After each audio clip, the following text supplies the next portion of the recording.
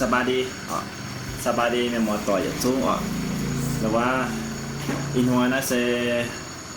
อาจารย์ยับฟาดเสียบนะ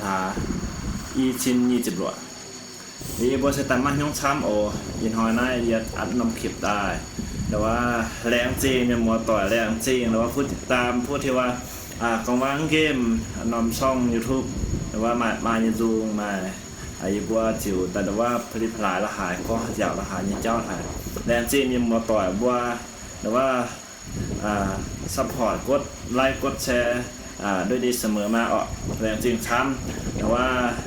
อีบัวแต่มาให้ยงตอบแทนในหมอต่อยในเอ็นจริงเก่งแรงจริงช้ำจากใจอีบัวสไตล์รอลงรอบมึงหวังหยัน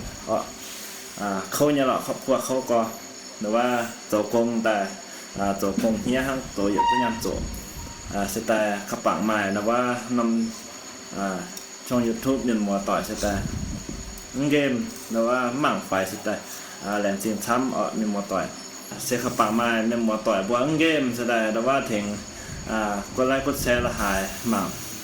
บินช่องละหายเกมอีบัวเขาเรียนอีบัวสไตล์ตู้น้ำปลาแบ่งตายนะว่าบรรเทาชีวิตทุกวันได้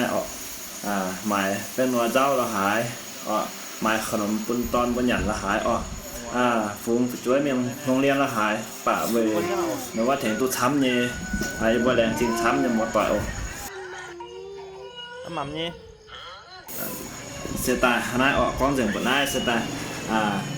ปุ่นเงินหมอต่อยบัวอย่าตู้ยันเยอะแปลงอ่อนขยำไม่บนไม่แปลงตาเงี้ยจวนจิ้มตู้จวนยำเจียวอย่าตู้เนี่ยหมอต่อยบายบายเลยแต่จริงช้ำเนี่ยหมอต่อย